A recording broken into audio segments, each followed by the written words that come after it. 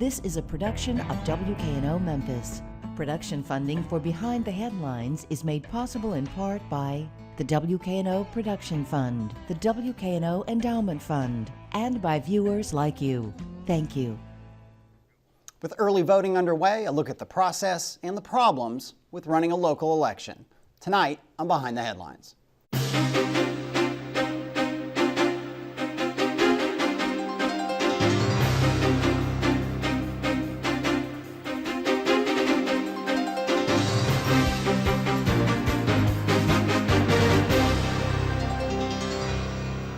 I'm Eric Barnes, publisher of the Memphis Daily News. Thanks for joining us. We're joined tonight by a number of people involved with the local elections. We'll start with John Ryder, lawyer for the Shelby County Election Commission. Thanks for being here. Glad to be here. Also, Lang Wiseman, an attorney who's worked with a number of clients to challenge some local election results, most recently in Millington. Thank you for being here. Thank you for having me. Also, Norma Lester, a Democratic member of the Shelby County Election Commission. Thank you. Thank you. Also joining us, reporters Bill Dries from the Memphis Daily News and Jackson Baker from the Memphis Flyer. We'll start tonight with maybe the most recent problem. We won't focus just on problems, but most recent problem as a kind of symbol of some of the things that people are concerned about with local elections, and that's in Millington. And I'm going to get you, Lang, if you would, to kind of describe the case that you represented. And you know, it's to me been interesting to watch, not just because it was a problem, but it was also a problem about a hotly contested issue, the schools and the future of the municipal schools. And it came down to a couple of votes. And it was recently, just I think this week, settled that the vote would be, the original results would be overturned. Tell us about that, and tell us about, from your perspective, what went wrong. Well, it was a little bit of a perfect storm. At the same time that you had Millington considering a municipal school election in connection with a sales tax vote, there was also an annexation ordinance that was passed, which added a certain number of new residents to the city. A lawsuit was filed challenging the annexation, which by operation of law essentially stays that annexation until such time as a court would rule on whether or not the annexation was proper. So within the span of approximately 30 days, the Election Commission was faced with adding a group of voters to the election rolls for the city of Millington, and then simultaneously then trying to subtract those same voters out. So in a bit, it was a little bit of a perfect storm in terms of how the problem arose. And the issue came down to, how did the Election Commission handle it? Were they able to effectively do that under those time constraints? And unfortunately, that did not occur. Approximately, I think it was exactly 165 improper votes were cast from persons who lived outside the actual boundaries of the city of Millington. And in a two-vote contest, well, of course, that was enough under the legal standard to void the election. But even more than that, you could determine with actual mathematical certainty, when you looked at the totals and how the totals fell within the various precincts involved, that in fact the referendum passed. And so the court, we filed a motion, put forward the evidence. To their credit, the Election Commission agreed with the information. At the end of the day, the numbers are what they are. And the court, in fact, ruled that the referendum did pass. And bringing you in, Norma Lester, there have been a number of problems lately. The Election Commission has been under some fire. The executive elections administrator Richard Holden was, I think, put under a suspended, kind of chastised by the board for some problems. Can these problems be fixed? I mean, is this just in an area that runs a lot of elections and a lot of different municipalities? Are these kind of errors inevitable? Well, I think, yes, the problems can be fixed, but I think there's so much involved in running an election, and I just kind of piggyback on what Mr. Wiseman said.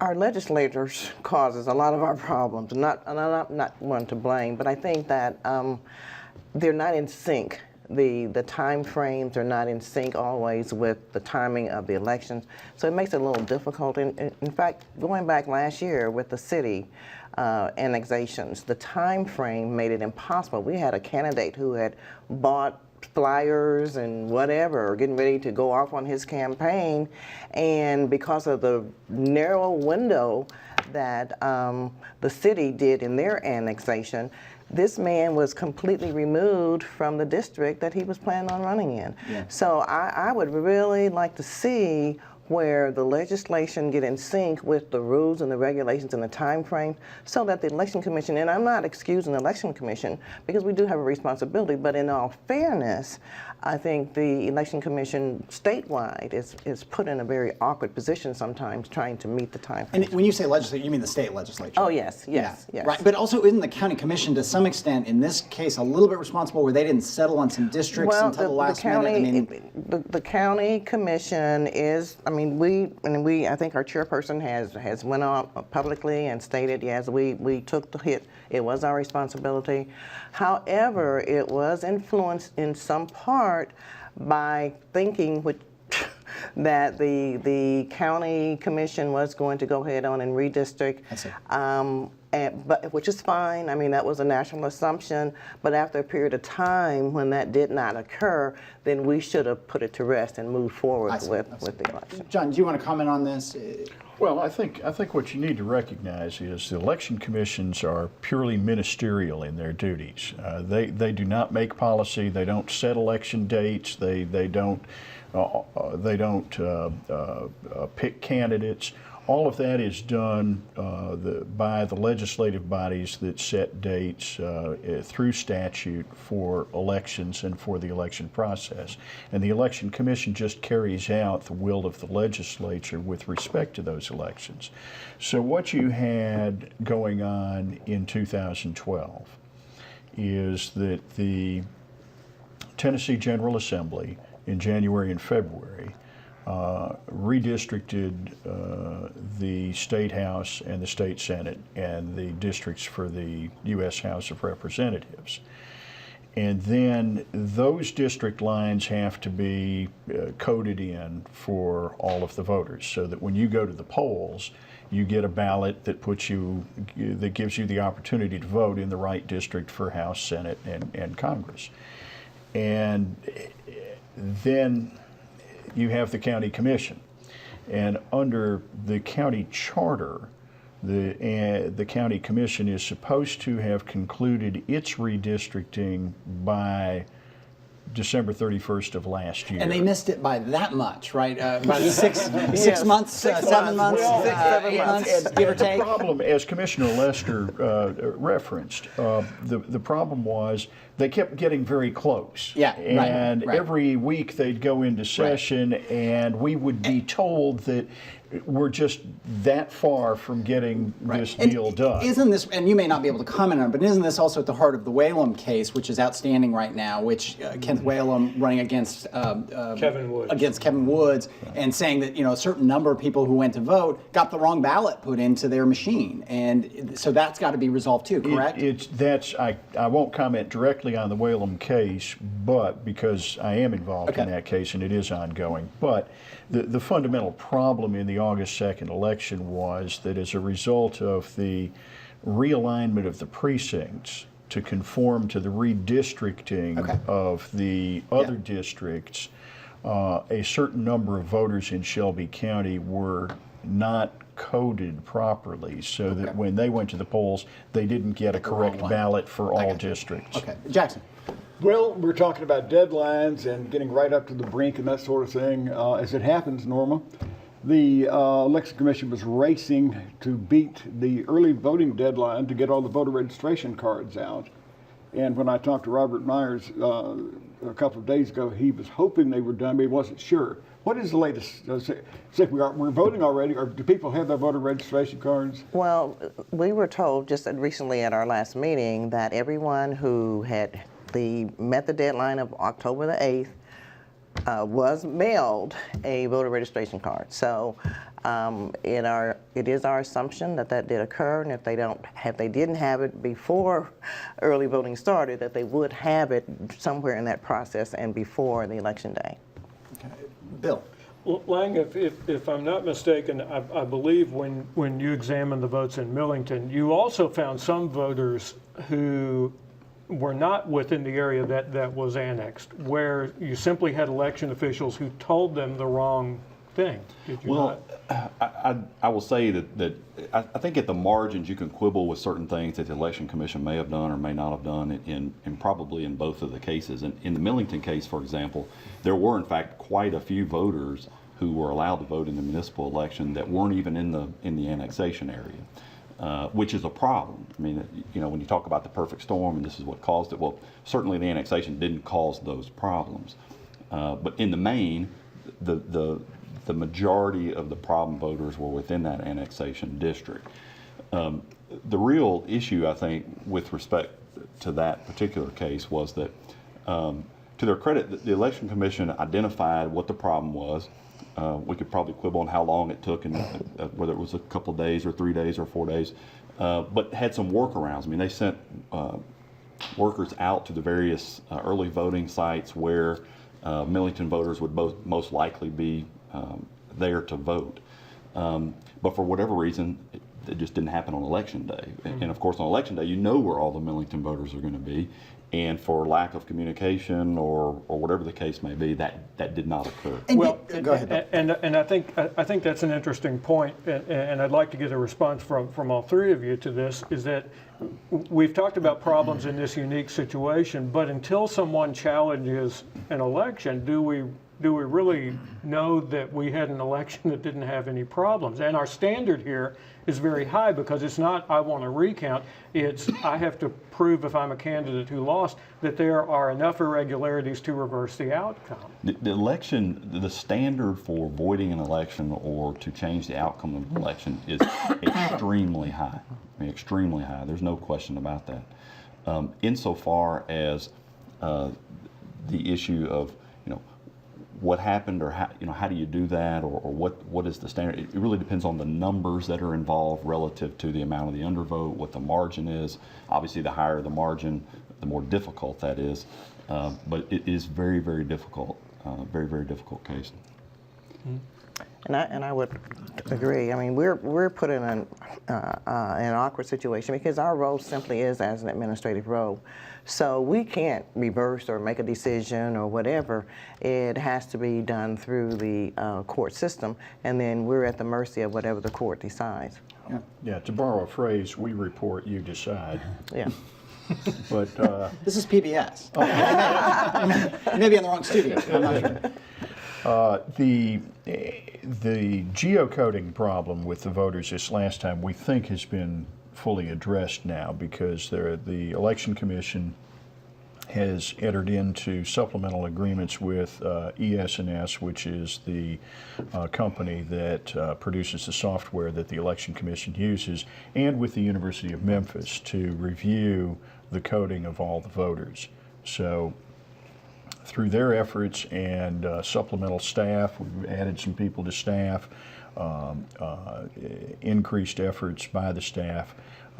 That problem should be solved for this election. You talk about the staff, though. I mean, it was a contentious issue whether Richard Holden would be removed. I think, you know, some folks, and I ask you where you were on that, Norma, wanted him removed. I mean, not just sanctioned, but taken out and replaced. What was your take on that debate?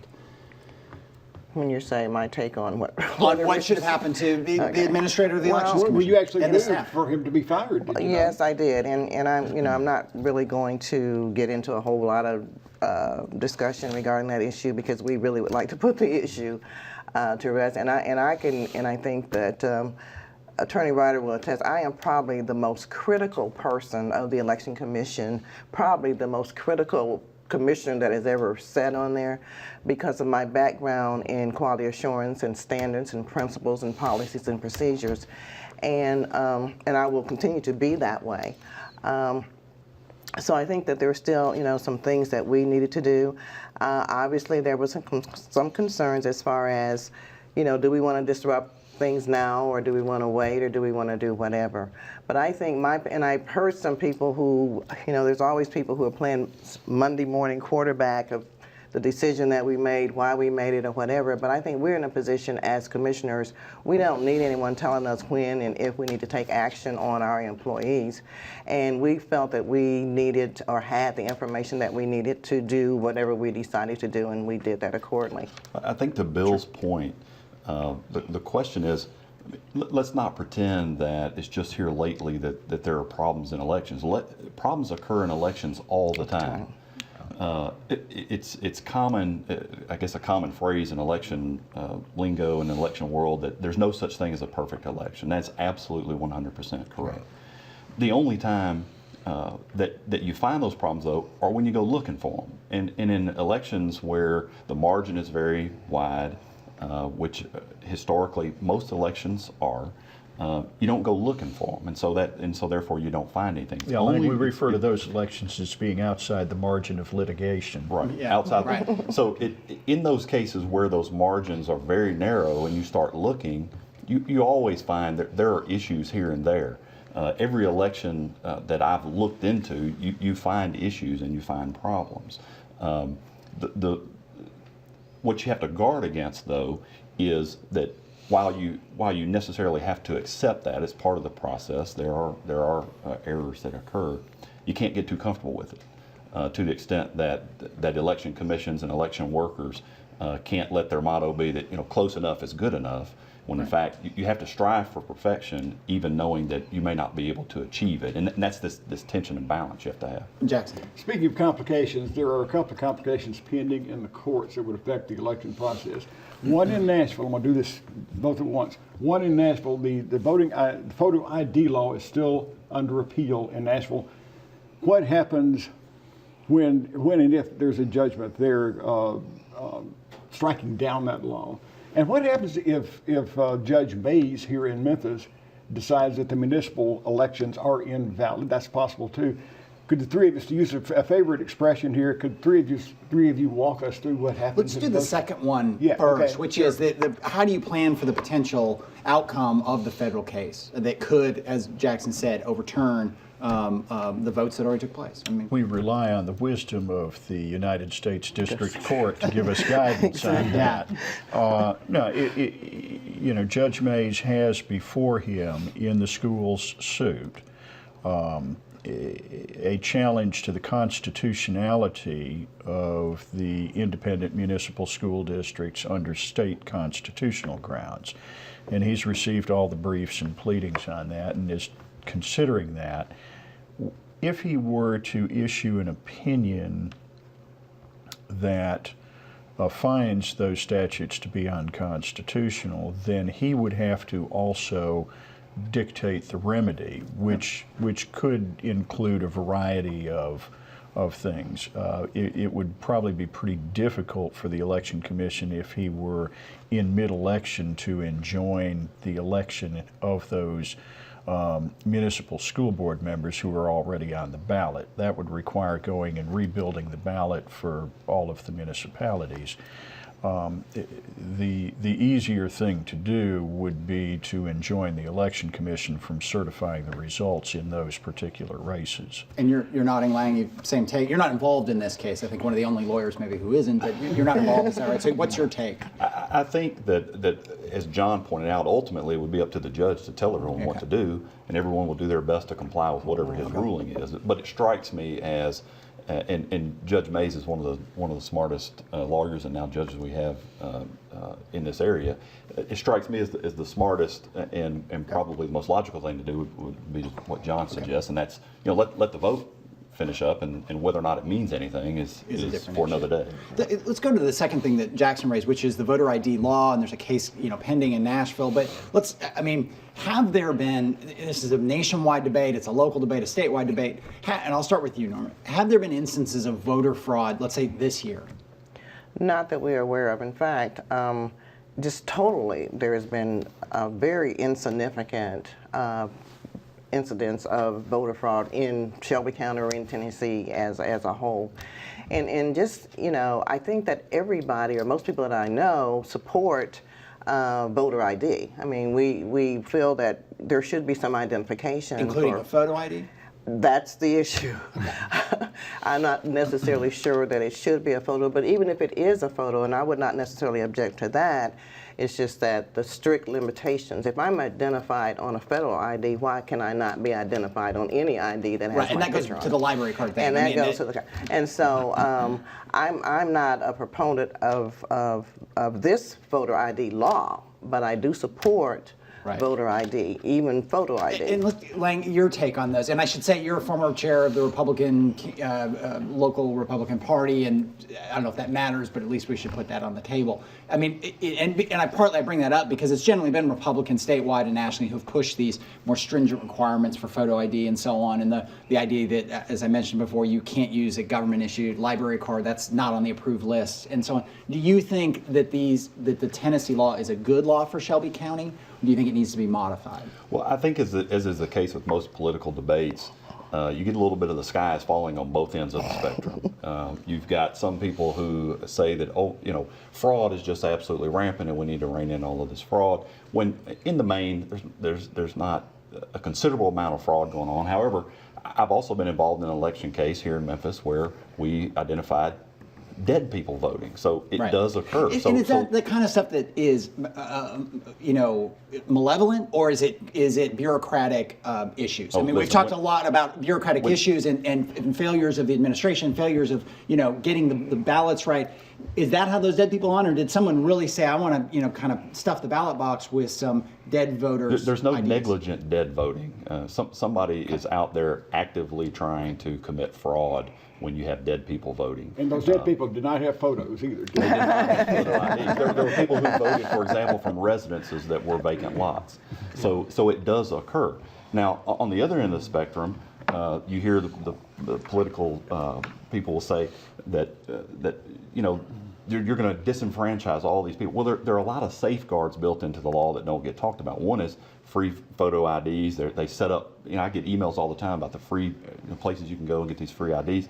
As a matter of course, persons over 60 can vote absentee with no questions asked, and you don't require a photo ID for that. Right. So there are some certain safeguards, and there's some balancing involved. And I should get you, John, and also it should mention that, you're also a Republican member of the Republican, not just the party, you're a National delegate, Committee. National Committee, and so just to put that on the table. But go ahead, Sure. your take on this. Well, two things. First, in my conversations with the Secretary of State in Tennessee, Trey Hargett, he indicates that there are reported incidents of voter fraud in 40 of the 95 counties.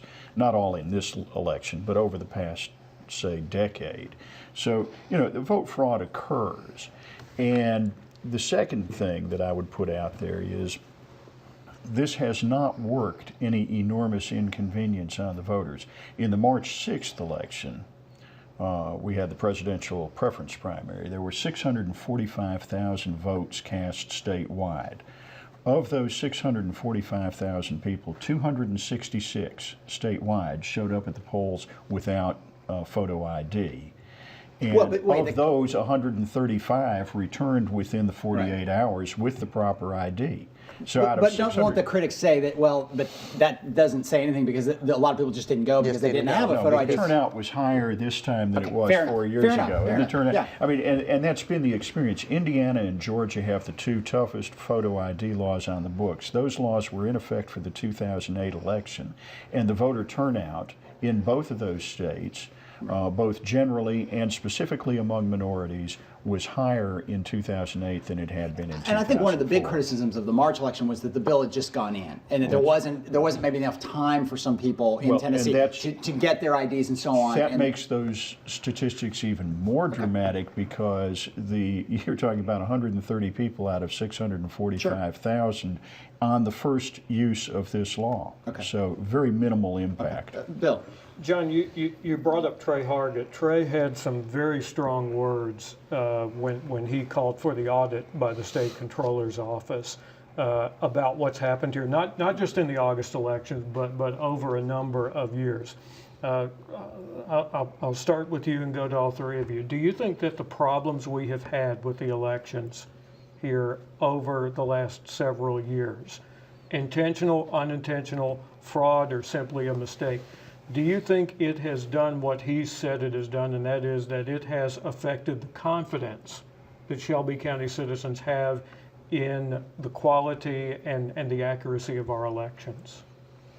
I think clearly it has. I mean, when you have a repeated series of problems, that undermines the confidence of the voters in the reporting of the results.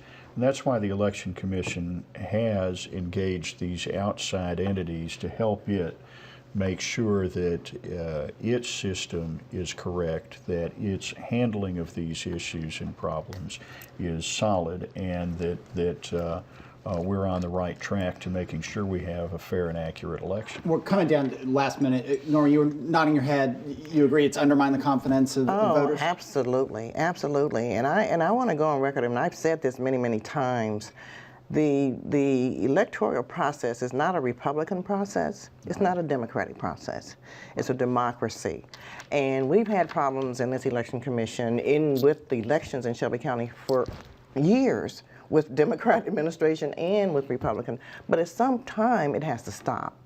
And our confidence is so eroded that people are taking photos of their ballot to make sure. Right. And even posting them on Facebook. And that's pretty bad. And that doesn't say a whole lot for us in Tennessee. 15 seconds. Any last comment on that? I mean, Clearly it does. I mean, you can tell anecdotally from stories you hear. I think Jackson was saying before we went on that we're 15,000, early voting, which is down. I think a lot of people will tell you, I'm waiting to make sure there are no problems before I go to vote. Right. And when you have that happening, it's not a good thing. all right. Well, we'll leave it on that. Thank you all for being here. We appreciate it. As I said Thank to you you. before the show, I early voted yesterday. There were no problems. So apparently we got it all fixed. Wonderful. It's all good. Wonderful. At least Good from my news. Good account. news. Thank you. Thank you for Thank you. joining us. Join us again next week. Next up, Sports Files. Good night. Okay. Well,